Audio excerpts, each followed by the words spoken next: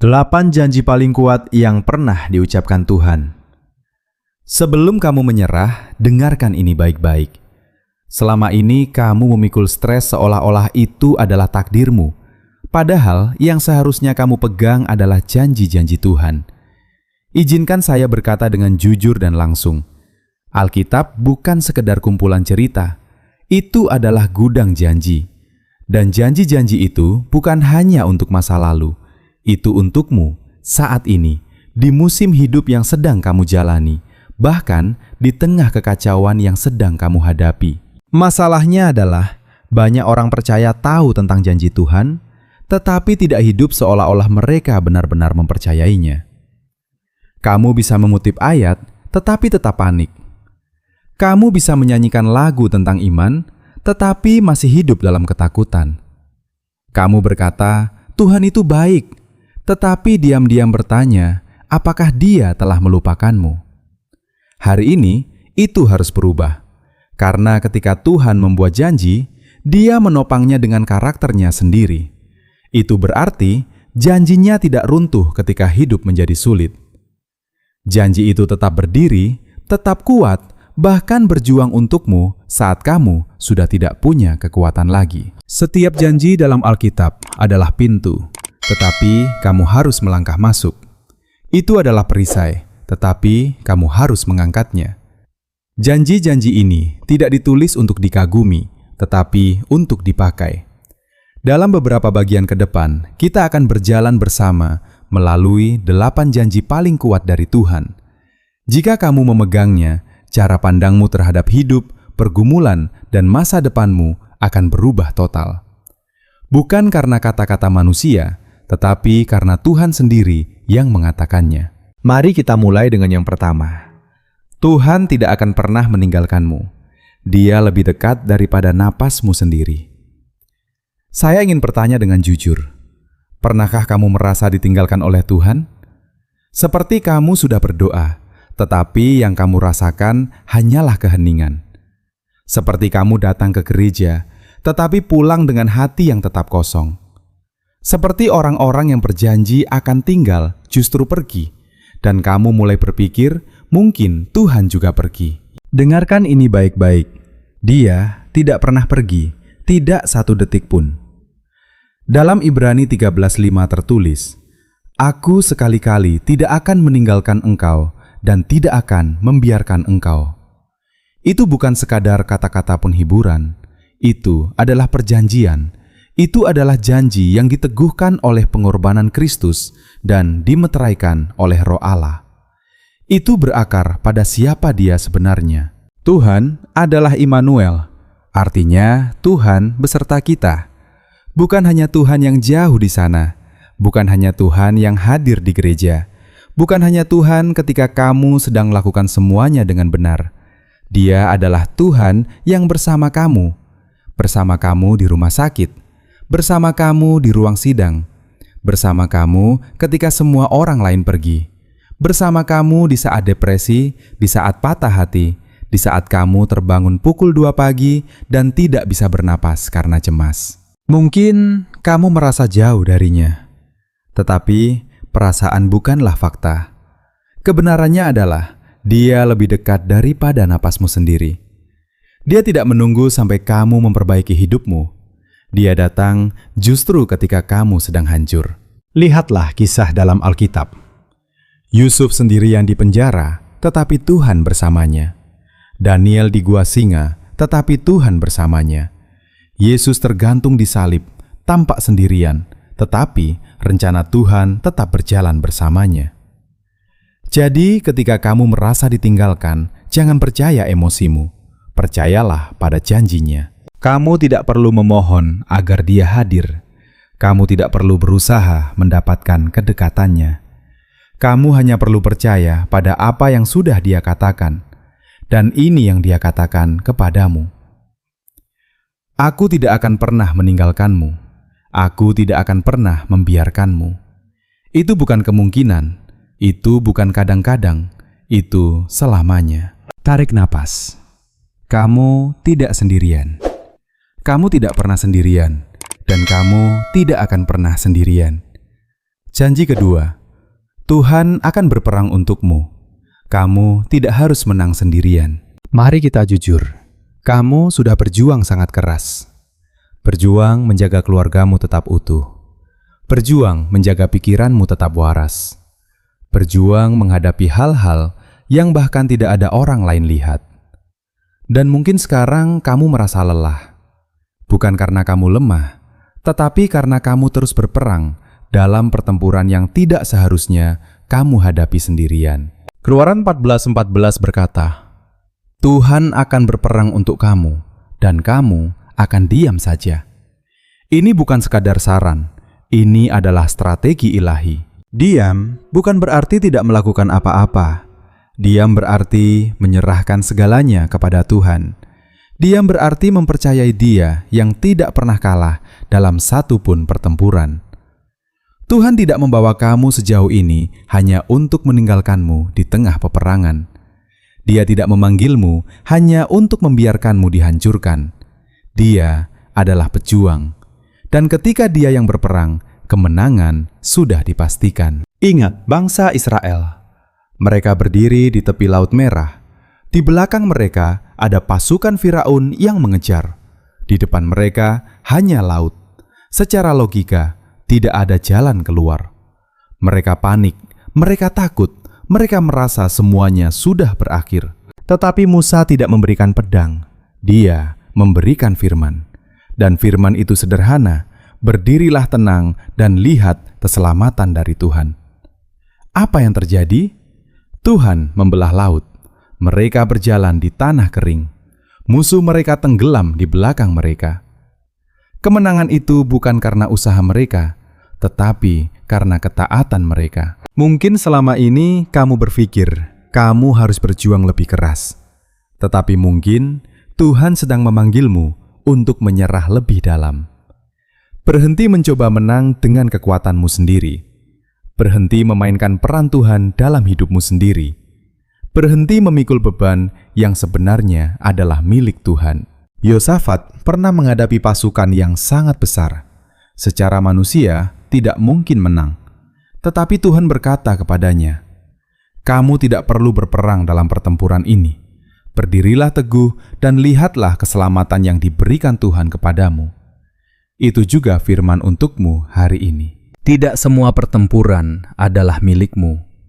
Ada pertempuran yang menjadi milik Tuhan. Dia yang setia, Dia yang tidak pernah tidur, Dia yang tidak pernah gagal. Jadi berhentilah panik. Mulailah mengambil posisi yang benar. Tugasmu adalah berdiri. Tugasnya adalah bertindak. Tugasmu adalah menyembah. Tugasnya adalah berperang. Dan janjinya jelas, Dia akan berperang untukmu. Letakkan pedang itu. Angkat tanganmu dalam penyerahan. Biarkan Tuhan melakukan apa yang hanya Dia bisa lakukan. Janji ketiga, Tuhan akan mencukupi, bahkan ketika kamu tidak melihat jalan. Mari kita bicara tentang kekurangan. Bukan hanya kekurangan uang, tetapi kekurangan emosi, kekurangan kekuatan rohani, kekurangan dalam situasi hidup. Kamu mungkin sedang berjalan di tempat yang kering. Kamu berdoa meminta hujan, tetapi langit terasa tertutup. Kamu mulai bertanya, apakah Tuhan benar-benar mendengar? Ingat ini, masalahmu bukan pada penyediaan. Masalahnya ada pada iman. Filipi 4:19 berkata, Allahku akan memenuhi segala keperluanmu menurut kekayaan dan kemuliaannya dalam Kristus Yesus. Perhatikan kata segala, bukan sebagian, bukan hanya jika kamu sempurna, bukan hanya ketika keadaan ekonomi membaik, segala kebutuhanmu. Penyediaan tidak datang dari pekerjaanmu. Penyediaan datang dari Tuhan. Kamu mungkin kehilangan pekerjaan, tetapi kamu tidak kehilangan sumbermu. Kamu mungkin melihat situasi yang mustahil, tetapi kamu masih berada di bawah Tuhan yang bisa membuat mana turun dari langit. Tuhan tidak pernah kehabisan. Ketika Elia berada di masa kekeringan, Tuhan memberi makan dia melalui burung gagak. Ketika seorang janda kehabisan minyak, Tuhan melipat gandakan apa yang dia miliki. Ketika 5.000 orang lapar, Yesus memberi makan mereka dengan 5 roti dan 2 ikan, bahkan ada sisa. Tuhan tidak hanya mencukupi, Dia melimpahkan. Namun, ada satu kunci penting. Penyediaan seringkali mengikuti ketaatan. Abraham tidak melihat domba pengganti sampai dia naik ke gunung. Petrus tidak mendapatkan ikan sampai dia melemparkan jalannya. Air tidak berubah menjadi anggur sampai mereka menuangkannya dengan iman. Kadang kamu menunggu Tuhan, tetapi sebenarnya Tuhan sedang menunggu kamu. Menunggu langkah ketaatanmu, menunggu kamu melepaskan kontrol, menunggu kamu percaya kepadanya di padang gurun, bukan hanya memuji Dia di tanah perjanjian. Tuhan bukan hanya ingin memenuhi kebutuhanmu, Dia ingin membangun imanmu. Jadi, berhenti fokus pada kekuranganmu. Berhenti mengukur hidupmu dari angka di rekening. Berhenti berkata tidak ada jalan. Karena Tuhan yang kamu sembah adalah Tuhan yang membelah laut, membangkitkan orang mati, dan mengeluarkan air dari batu. Dan hari ini Dia berkata kepadamu, Aku akan menyediakan, Aku akan membuat jalan, Aku akan mencukupi, percayalah kepadaku. Jadi jangan panik ketika semuanya terasa kering. Bersiaplah untuk mujizat berikutnya. Karena penyediaan akan datang. Mungkin bukan dari tempat yang kamu harapkan, tetapi dari Dia yang tidak pernah gagal. Janji keempat, Tuhan akan memulihkan. Apa yang kamu kehilangan bukanlah akhir. Mari kita berbicara tentang kehilangan. Kamu pernah menangisinya.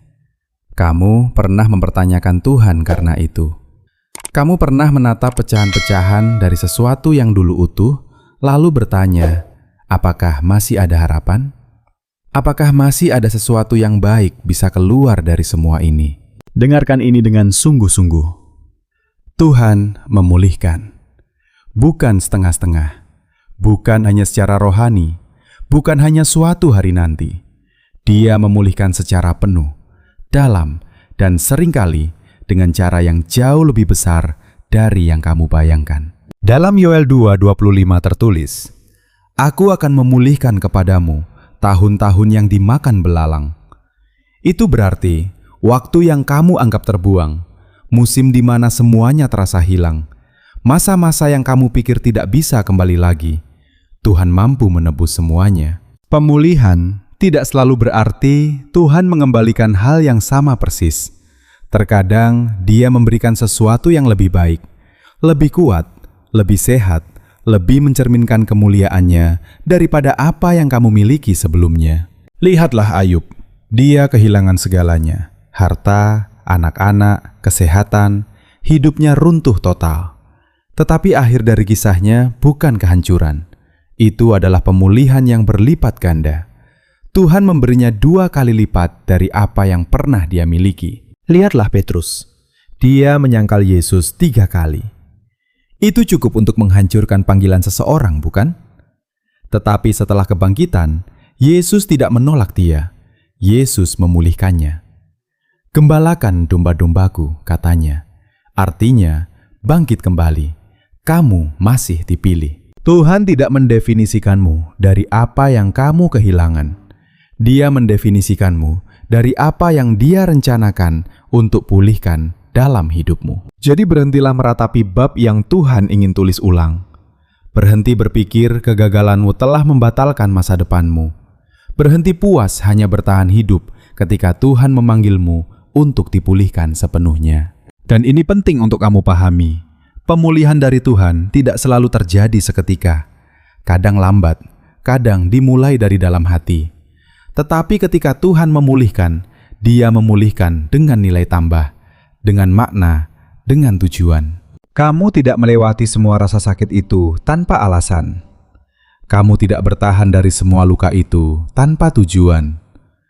Tuhan masih menulis ceritamu, dan pemulihan ada di bab berikutnya. Jangan menyerah. Jangan biarkan kehilangan menentukan siapa dirimu.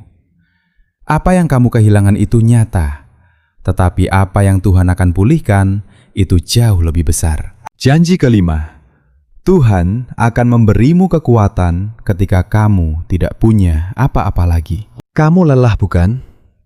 Bukan hanya lelah secara fisik, tetapi lelah dalam jiwa.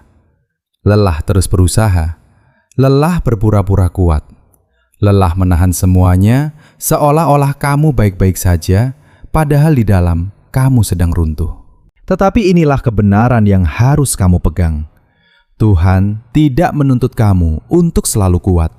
Dia mengundang kamu untuk bersandar kepadanya. Yesaya 40:31 berkata, "Tetapi orang-orang yang nantikan Tuhan mendapat kekuatan baru. Mereka seumpama Raja Wali yang naik terbang dengan kekuatan sayapnya. Mereka berlari dan tidak menjadi lelah. Mereka berjalan dan tidak menjadi lesu." Janji ini bukan untuk orang yang merasa sudah kuat. Ini untuk mereka yang sadar bahwa mereka tidak kuat. Untuk mereka yang siap berhenti memaksakan diri dan mulai menunggu Tuhan. Musa tidak mampu memikul bangsa Israel sendirian, tetapi Tuhan memikul dia. Elia begitu lelah sampai dia ingin mati, tetapi Tuhan memulihkannya dengan makanan, istirahat, dan suara lembut. Paulus memohon agar penderitaannya diangkat, tetapi Tuhan berkata, "Kasih karuniaku cukup bagimu, sebab justru dalam kelemahanlah kuasaku menjadi sempurna." Jika hari ini kamu merasa lemah, jika kamu merasa kosong, jika kamu merasa tidak punya tenaga lagi, justru disitulah Tuhan bekerja paling dalam. Kekuatan Tuhan tidak seperti kekuatan manusia, tidak terbatas, tidak tergantung situasi, tidak bergantung pada kondisi tubuhmu. Kekuatannya bersifat ilahi. Dia menghidupkan kembali, Dia mengangkat, Dia menopang, Dia membawa kamu melewati semuanya. Lalu, apa yang harus kamu lakukan? Berhenti berpura-pura bahwa kamu baik-baik saja. Katakan kepada Tuhan dengan jujur, "Aku lelah, aku tidak sanggup." Lalu menunggu. Jangan lari, jangan menyembunyikan diri, jangan menenangkan diri dengan hal-hal yang kosong. Tunggu Tuhan. Di dalam penantian itu, kekuatannya akan bangkit di dalam dirimu. Tidak selalu dengan sesuatu yang dramatis. Kadang hanya berupa ketenangan. Kadang berupa keberanian kecil untuk bangun lagi dan melanjutkan satu langkah. Jika kamu merasa hampir menyerah, jangan berhenti. Kamu tidak perlu cukup kuat. Kamu hanya perlu bertahan cukup lama sampai kekuatan dari surga memenuhi kamu. Karena ini janjinya.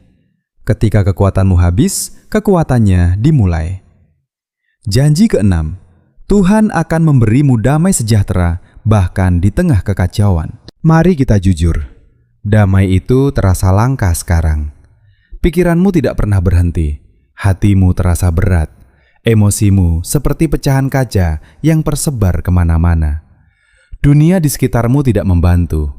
Dunia berkata, kamu harus mengejar damai melalui liburan, hiburan, uang, atau pelarian. Apa saja, asal bukan Tuhan. Tetapi dengarkan apa yang Yesus katakan dalam Yohanes 14:27. Damai sejahtera aku tinggalkan bagimu. Damai sejahtera kuku berikan kepadamu. Dan apa yang kuberikan tidak seperti yang diberikan oleh dunia. Janganlah gelisah hatimu dan janganlah takut. Perhatikan baik-baik. Damaiku bukan sekadar damai biasa. Itu adalah damai milik Yesus sendiri. Damai yang tetap tenang di tengah badai. Damai yang tidak panik di kayu salib. Damai yang bisa berkata, diam, tenanglah, dan angin pun taat. Dan damai itu ditawarkan kepadamu. Bukan nanti saat semuanya membaik. Bukan ketika masalahmu selesai. Bukan ketika hidupmu menjadi lebih mudah. Tetapi sekarang, di tengah badai yang sedang kamu alami. Damai bukan berarti tidak ada masalah. Damai berarti Yesus hadir di dalam masalah itu. Dan itu mengubah segalanya. Ketika para murid panik di tengah badai, Yesus tidak panik. Dia bahkan tertidur. Mengapa? Karena dia tahu badai tidak lebih kuat dari firman-Nya. Itulah perbedaannya. Dunia memberikan ketenangan sementara. Yesus memberikan damai yang melampaui keadaan. Dan ini kuncinya. Kamu tidak merasakan damai karena kamu berhasil memperbaiki semuanya. Kamu merasakan damai ketika kamu akhirnya percaya kepada Dia yang sanggup memperbaiki semuanya. Apa yang mencuri damai dalam hidupmu? Apakah itu ketakutan tentang masa depan, kekhawatiran tentang keluarga, rasa bersalah dari masa lalu?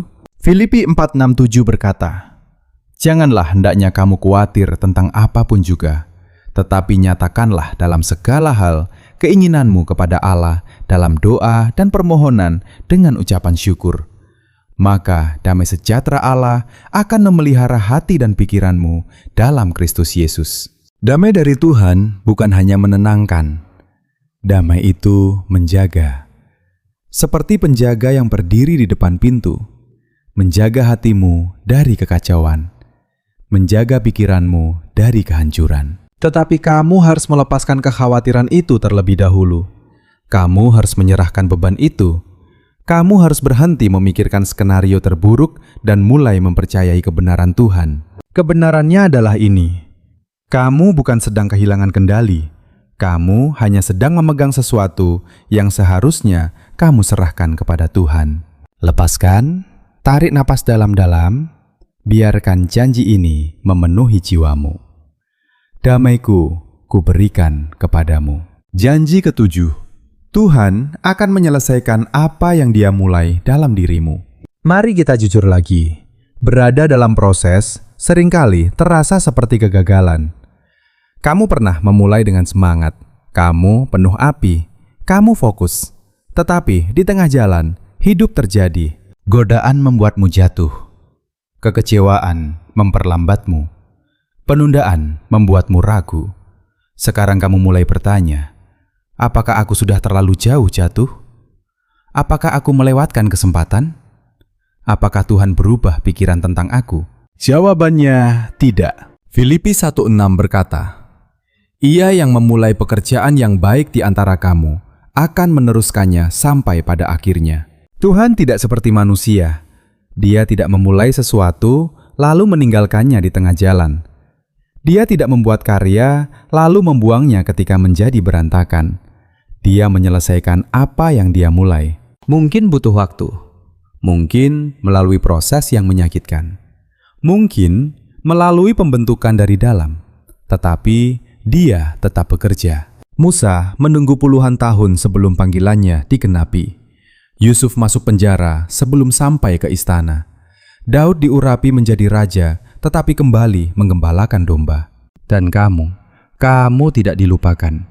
Kamu hanya sedang berada di tengah proses. Tuhan tidak melewati tahapan. Dia tidak mempercepat kedewasaan secara instan. Dia lebih peduli pada siapa kamu sedang menjadi daripada seberapa cepat kamu sampai. Tetapi kamu harus tetap bertahan dalam penantian.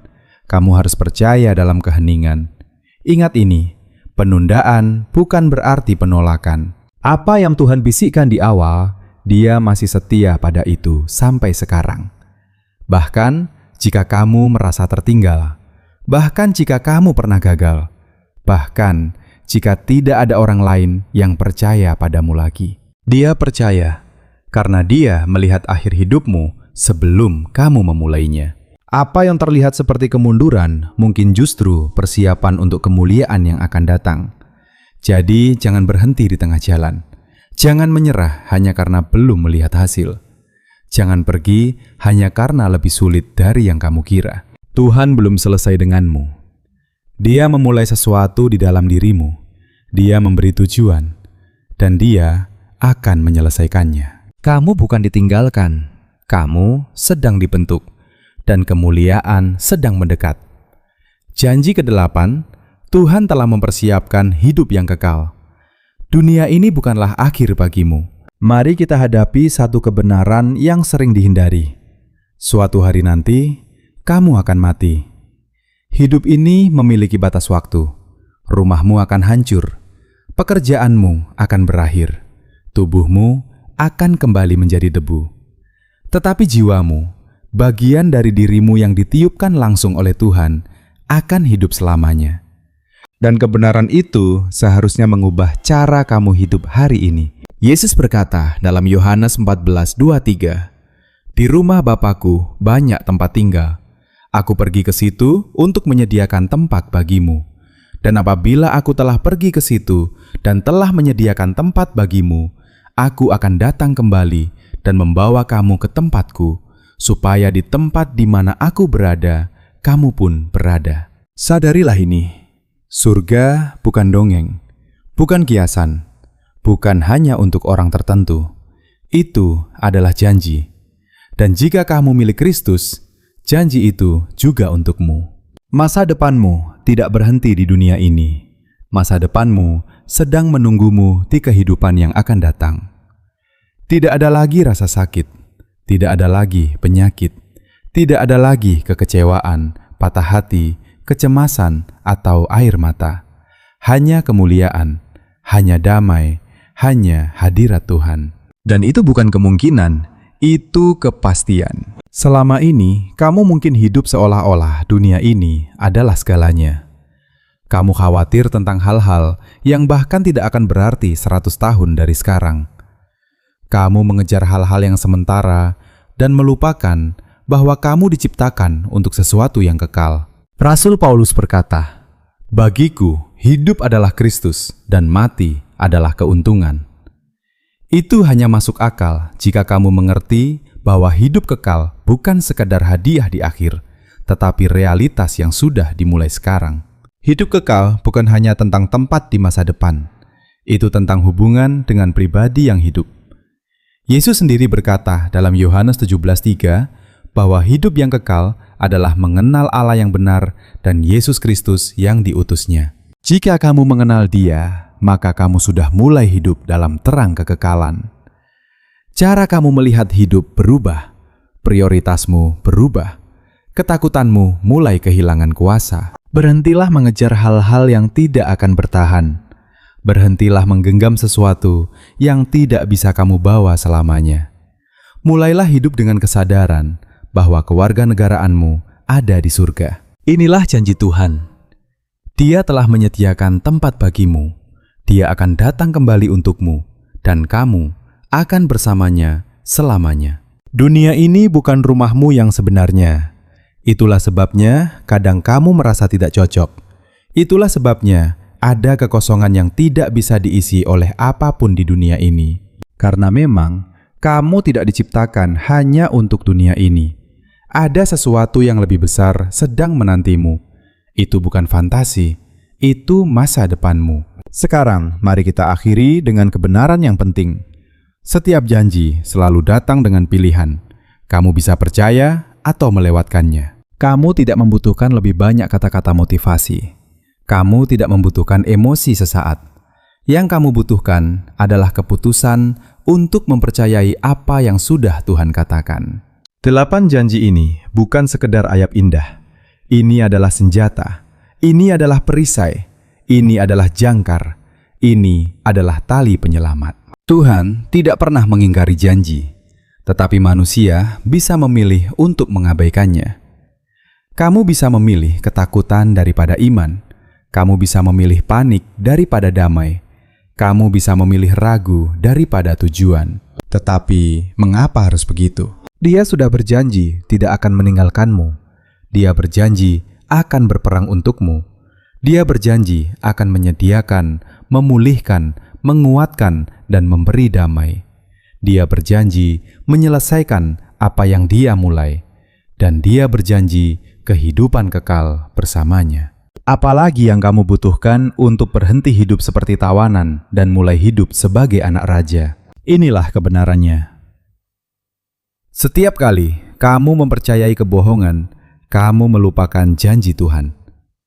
Jadi hari ini, tentukan suara siapa yang akan kamu ikuti. Suara ketakutan atau suara kebenaran. Suara dunia atau suara penciptamu. Janji-janji itu sudah diberikan kepadamu. Sekarang ambil, nyatakan, dan hiduplah seolah-olah itu nyata. Karena memang itu nyata. Dan Tuhan yang mengucapkannya, Dia masih berbicara sampai hari ini. Pertanyaannya hanya satu. Apakah kamu mau percaya kepadanya? Mari kita perdalam satu kebenaran yang sering terlewat. Janji Tuhan bukan hanya untuk didengar, tetapi untuk dihidupi setiap hari. Banyak orang tahu firman, tetapi tidak membiarkan firman itu mengubah cara mereka berpikir, berbicara, dan bertindak.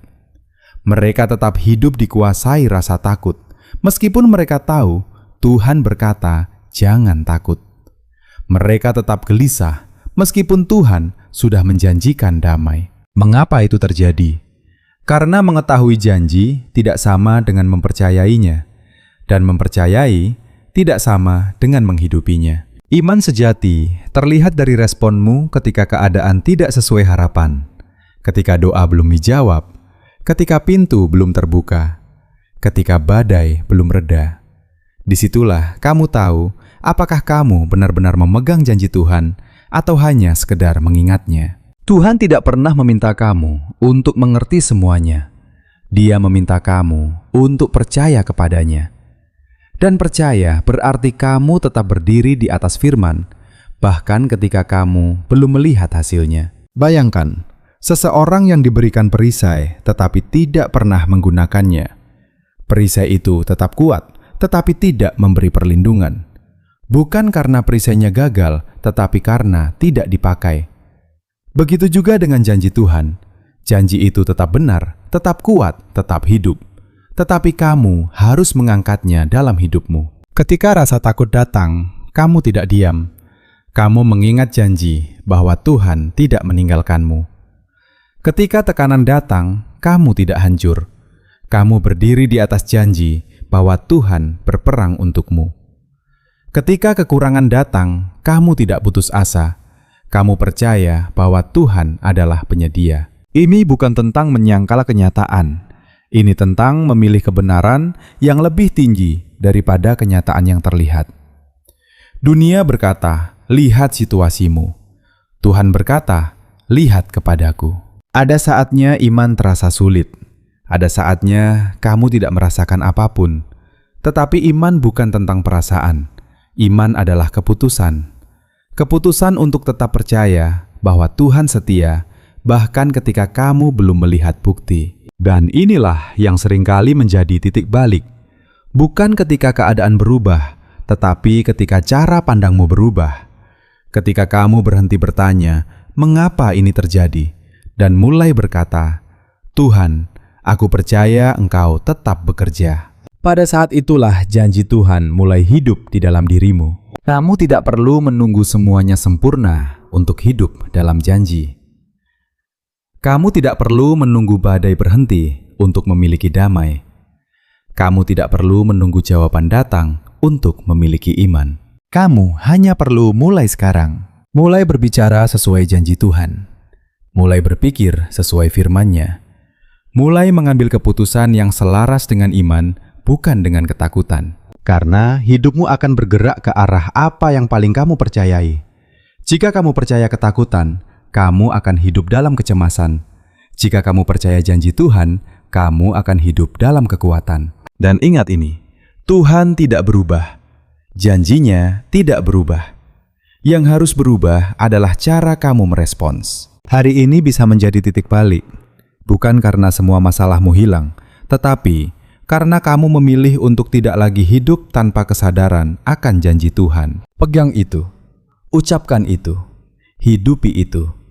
Sekarang kita sampai pada bagian terakhir. Semua yang sudah kamu dengar bukan sekadar untuk dipikirkan, tetapi untuk diputuskan. Karena pada akhirnya, setiap janji Tuhan selalu menuntut satu hal dari kita, yaitu pilihan. Kamu bisa memilih untuk percaya, atau kamu bisa memilih untuk meragukan. Kamu bisa memilih untuk berjalan dalam iman, atau tetap terjebak dalam ketakutan. Tidak ada posisi netral dalam hal ini. Mari kita jujur sekali lagi. Banyak orang tidak kehilangan janji Tuhan karena Tuhan tidak setia. Mereka kehilangan karena mereka tidak memegangnya. Mereka mendengarnya, mereka mengaguminya, tetapi mereka tidak pernah benar-benar menghidupinya. Hari ini, kamu dihadapkan pada keputusan. Apakah kamu akan terus hidup seperti sebelumnya, dikuasai kecemasan, ketakutan, dan keraguan? Atau kamu akan mulai hidup sebagai seseorang yang benar-benar percaya bahwa Tuhan menepati setiap firman-Nya? Ingat kembali semua janji yang sudah kamu dengar. Tuhan tidak akan pernah meninggalkanmu. Tuhan akan berperang untukmu. Tuhan akan menyediakan. Tuhan akan memulihkan. Tuhan akan menguatkanmu. Tuhan akan memberimu damai. Tuhan akan menyelesaikan apa yang Dia mulai dalam dirimu. Dan Tuhan telah menyiapkan kehidupan kekal bagimu. Jika semua itu benar, dan itu memang benar, maka tidak masuk akal untuk terus hidup dalam ketakutan. Setiap kali kamu memilih untuk percaya pada kebohongan, kamu sedang melepaskan peganganmu pada janji Tuhan. Setiap kali kamu membiarkan rasa takut menguasai, kamu sedang menutup pintu terhadap damai yang sudah disediakan bagimu. Tetapi kabar baiknya adalah ini: kamu selalu bisa kembali. Kamu selalu bisa memilih lagi.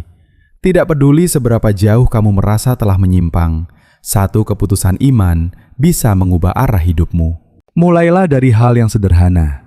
Ketika pikiran negatif datang, lawan dengan kebenaran. Ketika ketakutan muncul, ucapkan janji Tuhan dengan suara keras.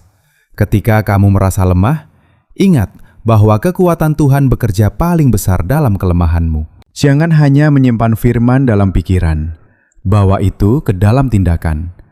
Biarkan itu mempengaruhi cara kamu berbicara, cara kamu bereaksi, cara kamu menjalani hari-harimu. Kamu mungkin tidak melihat perubahan dalam semalam, tetapi setiap langkah iman adalah langkah menuju kehidupan yang berbeda. Sedikit demi sedikit, cara pandangmu akan berubah. Hatimu akan menjadi lebih kuat. Damai akan mulai menggantikan kecemasan. Dan suatu hari, kamu akan melihat ke belakang dan menyadari bahwa kamu tidak lagi menjadi orang yang sama. Ini bukan karena kamu lebih kuat. Ini karena kamu akhirnya belajar mempercayai Dia yang selalu setia. Jadi sekarang pertanyaannya sederhana tetapi sangat penting. Suara siapa yang akan kamu ikuti mulai hari ini? Suara dunia yang penuh ketakutan atau suara Tuhan yang penuh kebenaran? Kamu sudah diberikan janji-janji itu. Sekarang ambillah, pegang erat-erat, ucapkan setiap hari, dan hiduplah seolah-olah itu nyata. Karena memang itulah kenyataannya. Tuhan masih berbicara. Dia masih bekerja. Dia masih setia. Dan hidupmu tidak akan pernah sama lagi jika kamu memilih untuk percaya.